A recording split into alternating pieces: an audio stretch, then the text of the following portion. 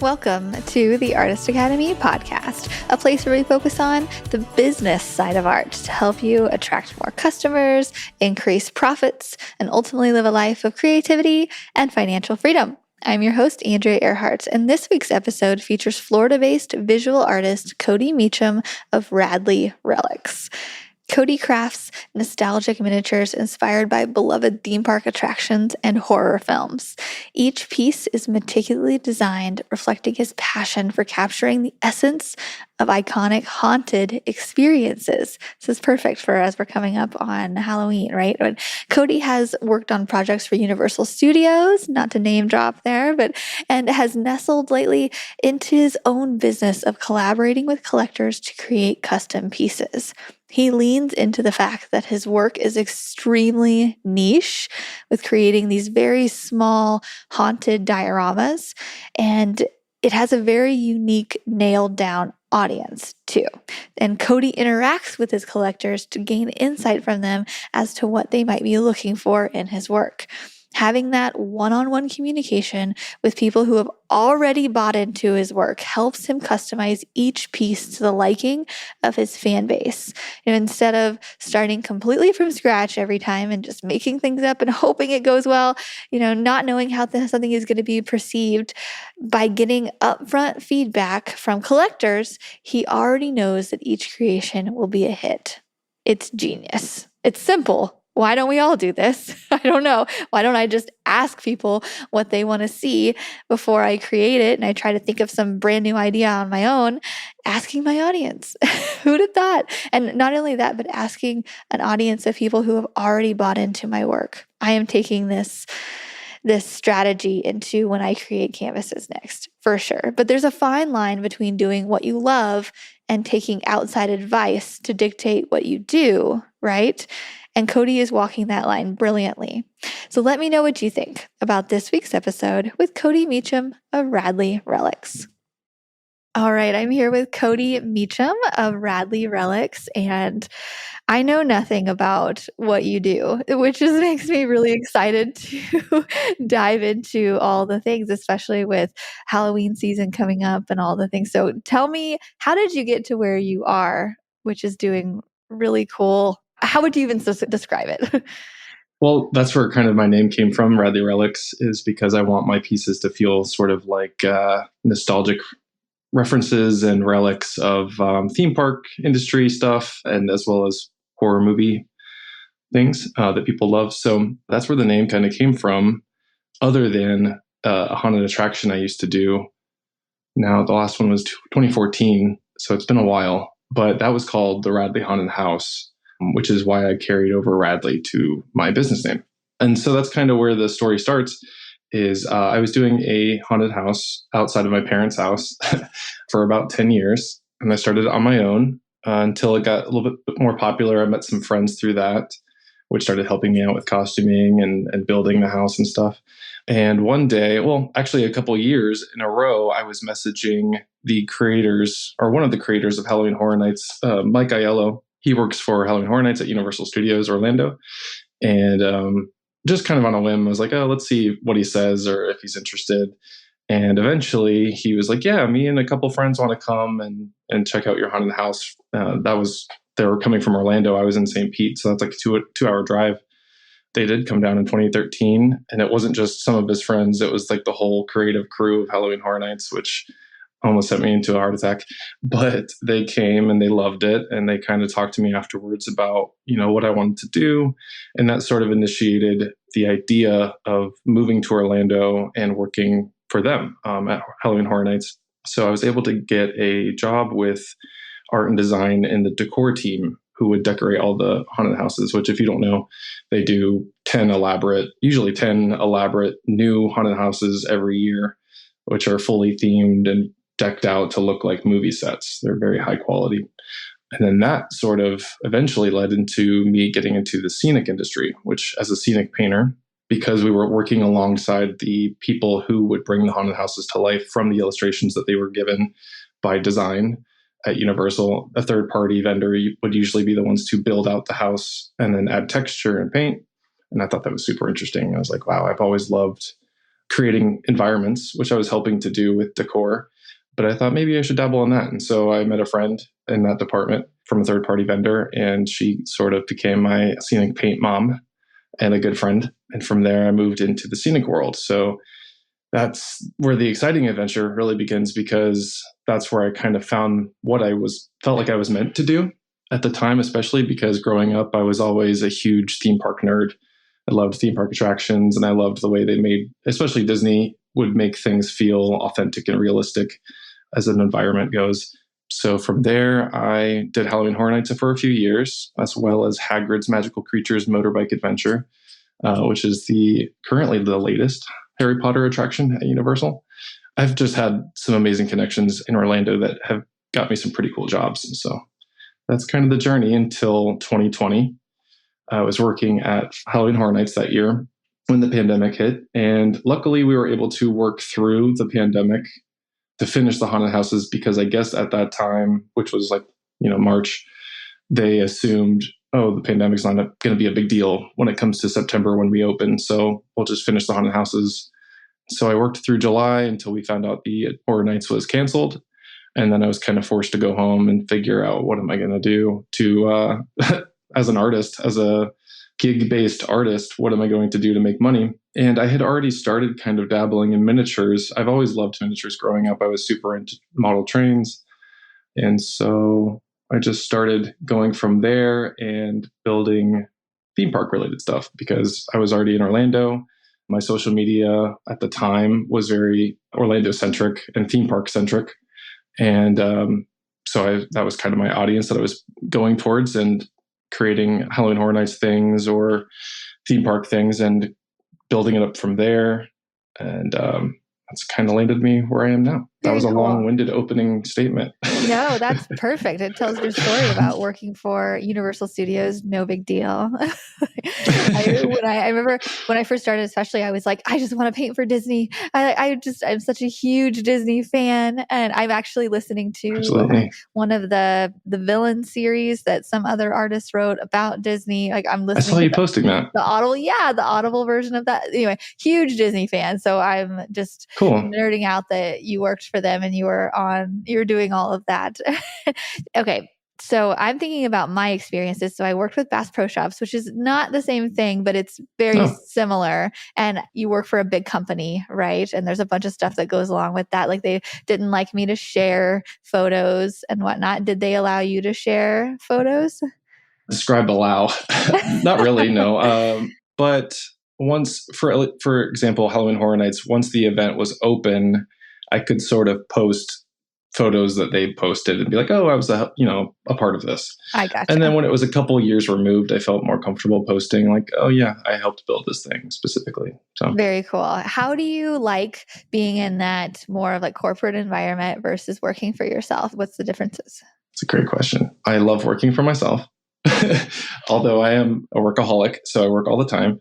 But yeah, I definitely prefer doing my own artwork, because as much fun as it was to recreate somebody's two-dimensional illustration and bring it into reality, into three-dimensionals, that was super fun, but it was always somebody else's artwork that I was sort of translating, and there's almost no credit for that, because even though we were doing the hard work, not the office work, we weren't really credited for that. So I relish in the idea of doing my own work now and being able to share it whenever I want in any stage of the process. There was lots of negatives, but there's lots of positives as well. Working for Disney was really cool, eventually working for them. And I got to work on the Jungle Cruise refurbishment for both Disney World and Disneyland. That was my first big Disney job, I think.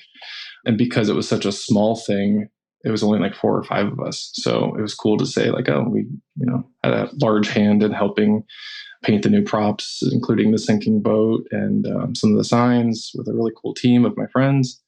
And that was right after the pandemic, or not after the pandemic, but shortly after. So like I said, it was a small group and just us in a warehouse. So that was really cool. Okay, so I'm trying to envision whenever you worked for them, and then we'll get to what you make now too. But what was the process like? So they would send you drawings and say, "We need this." Would it be exact measurements that they would send you, and you would have to create? And were you making it in a warehouse with 20 other people working on the same thing, or paint me a picture? That's a great question too. It all depends. Halloween Horror Nights was my favorite kind of job to do in the industry because it was so fast paced. We're supposed to have only like 7 to 10 days per house, which sounds insane if you saw the scope of work that is. But what was cool is we would just get these beautiful 2D illustrations of one wall per room, if that makes sense, to give a general idea of, okay, this is an abandoned warehouse. So there's lots of rust on all the metal fixtures, or the walls are concrete. So they have to have a concrete texture first, and then we paint them to look aged depending on what the era is and the distress. And so that's how Horror Nights worked. It was lots of just free play. It was very creative, and we got to kind of go with the flow, and they had lots of confidence in us. So that was super fun. Whereas doing something for Disney would usually be in a warehouse for the third-party vendor that I was working with, where we would have Imagineering come by, which was a dream. That was super cool. But they would come by with the same kind of thing, illustrations, 2D illustrations, measurements, and we'd have the fabricators, the guys who would build the things. It's crazy what you would build. Something like a Jungle Cruise wooden sign that's supposed to look like an old just piece of plywood that somebody painted on. That's usually often like laser cut aluminum that is generally the shape of a piece of wood. And then you would have a sculptor put on top of that a 2-part epoxy sculpt to kind of give it the wood grain. And then they would send it over to us. And then we have to automotive primer it with this 2-part epoxy paint. And then we go from there and make it look like just a piece of wood. So it's wild, the process to go through to do something as simple as that. But that's where it would be more warehouse work. They would bring in the large props, including the boats for Jungle Cruise that we'd have there in the warehouse. We actually fiberglass those from scratch from one of their original molds. I don't know how much I can say on this podcast. I don't work for them anymore, but yeah. So it's either warehouse work, working on kind of props or small buildings, or it's field work, which is doing the large construction site projects. Like I worked on Volcano Bay for Universal Studios, all out on site, doing paint out there. And then like Halloween Horror Nights, where it's kind of nicer because you're in an air-conditioned soundstage that's built for that sort of thing. And we come in after the construction's already finished, and we have kind of free reign over texture and paint. Very cool. Okay, so that's how you learned to not only paint these dioramas that you do now, but create them too. So just to explain what you do to the listeners who maybe have not seen your Instagram, but I will link to the Instagram here. Go check out his stuff because we can describe it so much, but just seeing it, because it's not a canvas painting.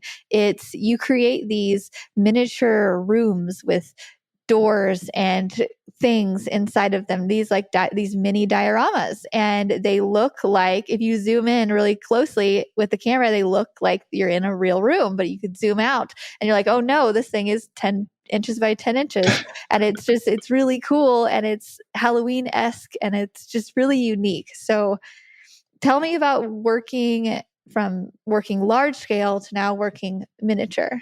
Absolutely. Thank you so much for that compliment, because that is the best compliment, hearing that it looks real, that it looks authentically like a large space, because that's the goal. So what I do is a wide variety of things, as simple as a mini like 6-inch figure of a character. I'm kind of recreating based on a lot of Haunted Mansion characters from Disney. I am not calling it Disney's Haunted Mansion figures. They are my own. But I do things like that, as well as, like you said, these larger dioramas that are roughly 12 by 12 by 12 boxes of scenes from theme park attractions. And my background in the scenic industry in Orlando really brought me to where I'm able to do the level of detail that I do now, because I'm able to understand basic construction when it comes to scenes and scenery. I kind of similarly build them now in miniature. That's that same way that you would kind of build in reality.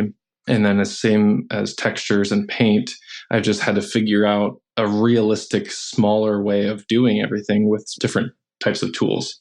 So using little brushes for texture instead of using large trowels and things like that for large scale. Yeah, I just do a wide variety of things, but it is mostly centered around theme park nostalgia. I've grown up loving the Haunted Mansion specifically, and that was kind of the fuel to the fire of creativity when I was a kid. And so now as an adult, understanding scenic design and production and paint, it's really fun to go back to my original interests and sort of recreate them with the tools that I have. So that's what I do now. Very cool. I have a couple friends who they really like Halloween time and the scary stuff. And I just so much I'm like, why don't you paint scary stuff? They're like, I don't know. And they kind of paint whatever the customer wants, which so do I. I'm mostly commission based, but it's so cool to see somebody leaning into what you really like to do. How are customers finding you? Are you creating things? I guess this is a two-part question. How are they finding you? And also, what is the commission process like? As in, are you commission based on certain limits, or do you create your own stuff and people buy it? What's it like? Yeah, that's where the workaholism comes in to play, because I'm constantly battling, do I work on the stack of work that people want me to do versus the new figure I'm really interested in sculpting and painting? And so I do both. But mostly I am commission based. You can message me. It's a little archaic, but I still do all of my orders mostly through Instagram.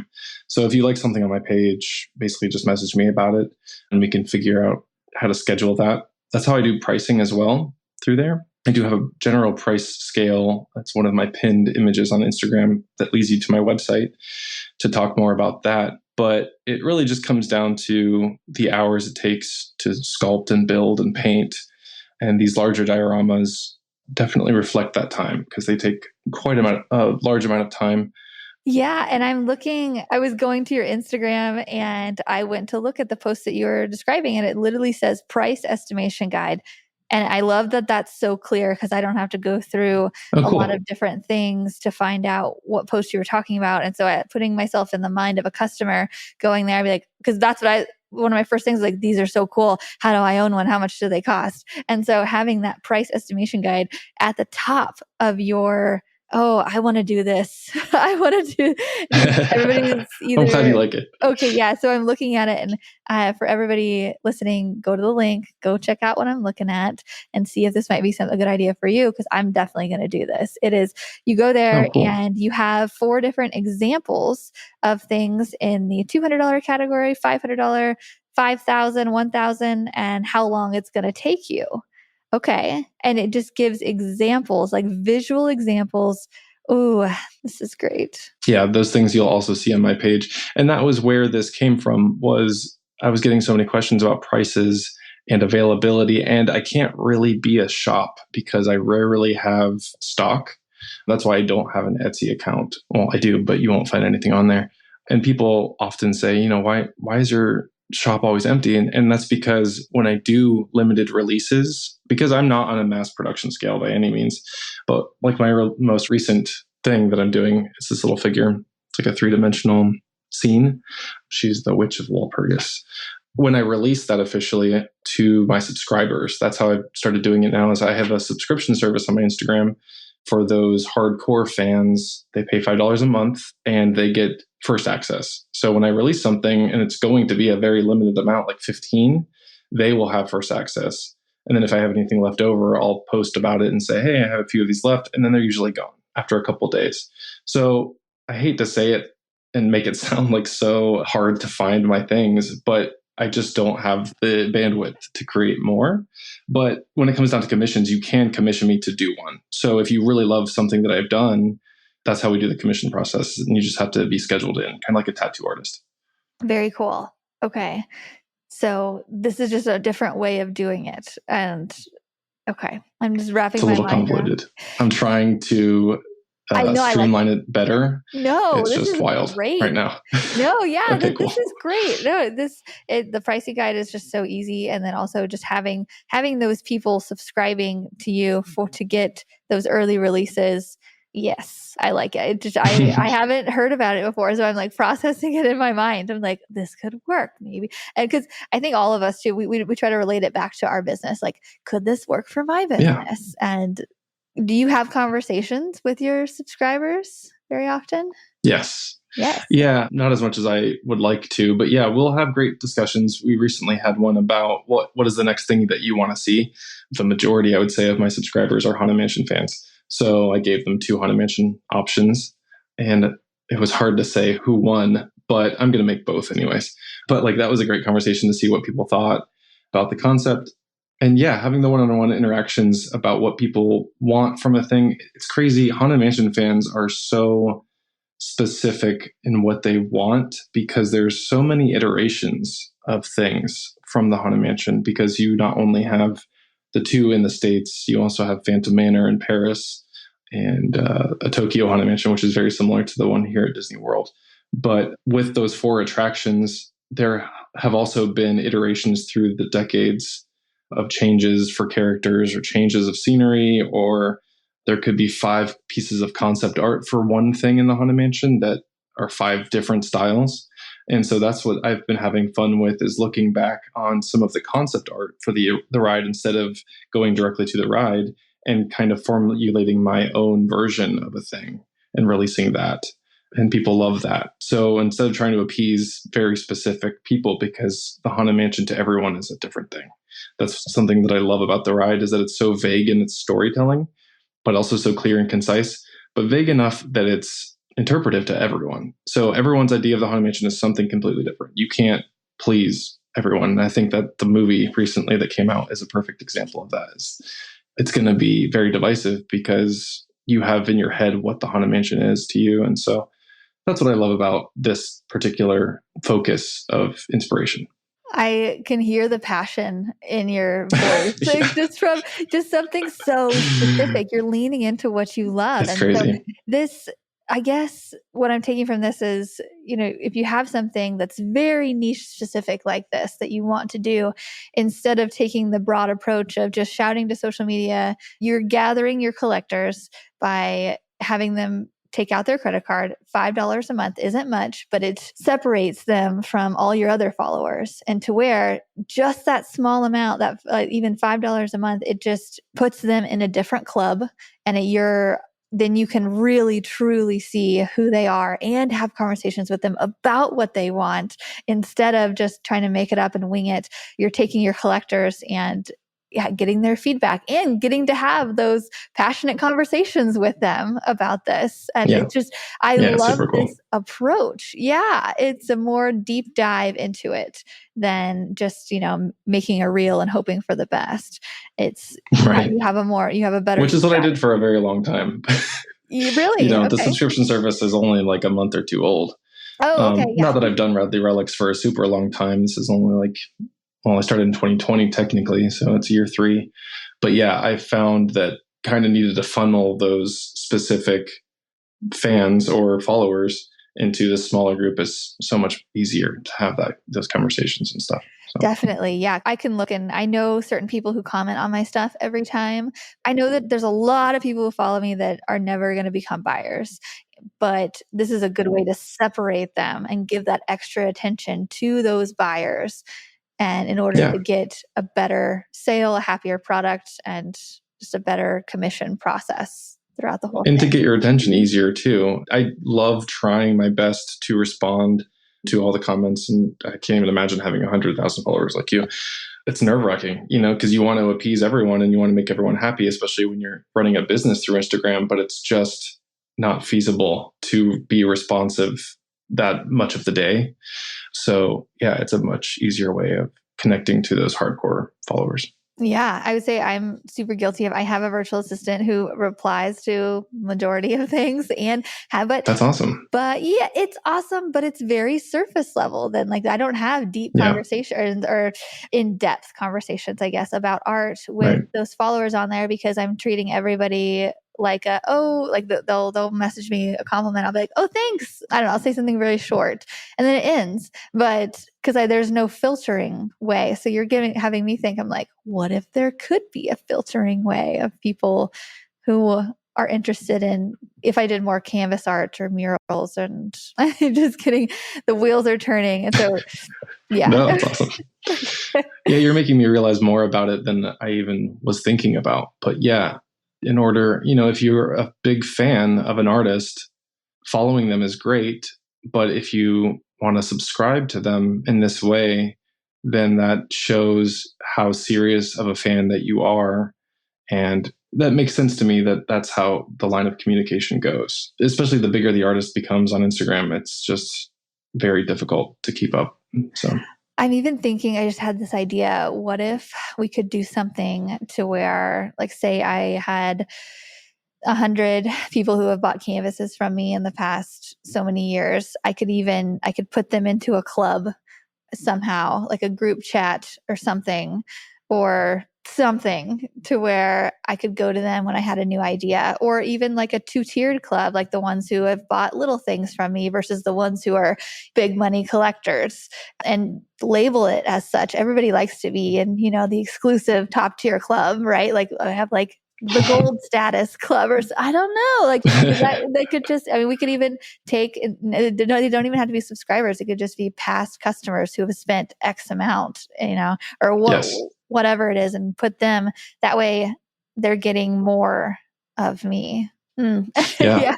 Now I have a question for you. Yeah. Do you happen to use a system like Monday.com at all for your work? What's that? Well, I'm not very tech savvy, but my good buddy and brother is helping me set up Monday.com account, which is kind of like Sheets, like Google Sheet, right? Google Sheets is a thing where it's it's like a spreadsheet, but can be infinitely more complex, and it's going to help me keep track of all of my customers, the sales, and their information, so that every time I have a repeat customer, it's much easier for me to now find their information instead of having to ask them repeat questions. And it just helps me stay more organized. And we're setting that up now, which I'm really excited about, as opposed to right now, it's all conversation based in Instagram, and then me taking notes on my notes app on iPhone. So it's a mess. And my friend Jeremy can attest to that because he's dealing with it. Thank God. I'm so thankful that he's doing that for me. But yeah, I think that's going to help a ton, at least for me. That's a great idea. I don't know how that would work for you. Yeah, I think it would. If I did more canvas art, I mostly paint murals for businesses. So larger they're murals. like, Yeah, they have like events and whatnot. So I don't know that they would like to be in my gold tier club or anything. Sure. They would understand. Be like, Yeah. okay.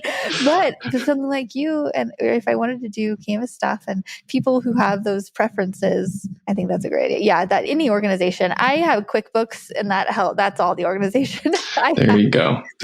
That's something I need to. Yeah. Yeah, it's endless, the back end. Okay.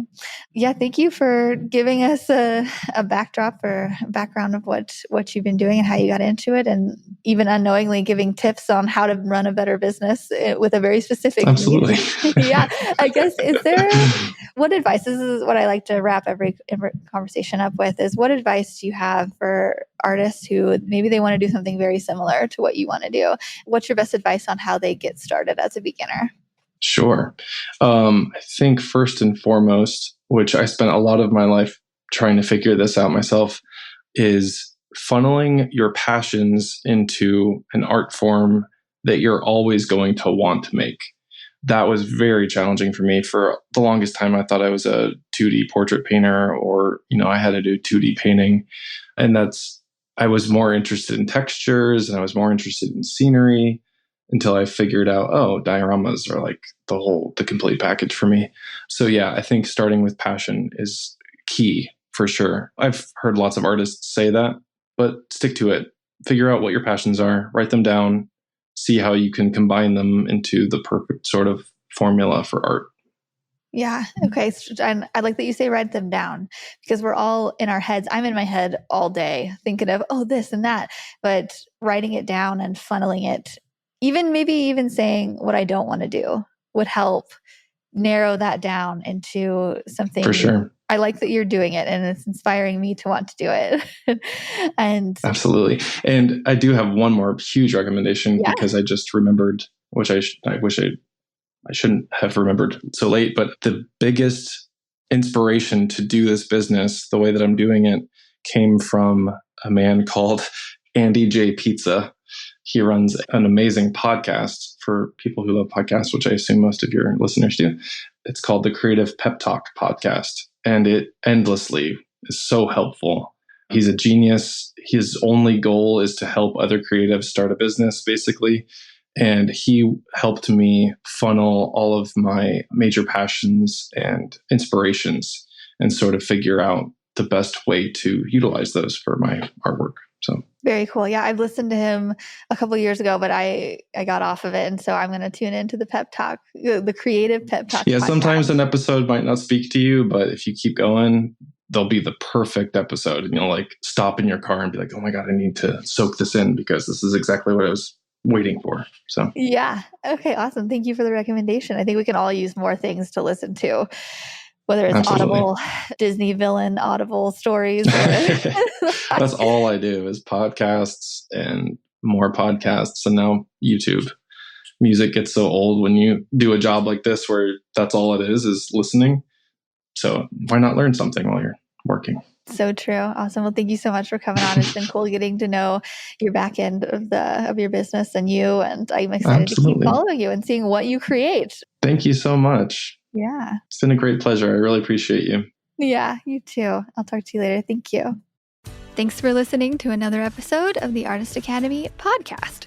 I've been putting out at least one episode per week for more than 4 years on this podcast, and it's really cool to see those download numbers go up and up as time goes on. And that's because artists like you listen and share these episodes. So really, when I say thank you, I mean it. It's really cool to see progress along the way. And anyway, if you like this type of art and business content, then I highly encourage you to get the audio version of my book, Mural Money, with over 15 hours of listening inspiration. I'm currently running a special of just $17 for the audio version. You can go to muralmoney.com to find it.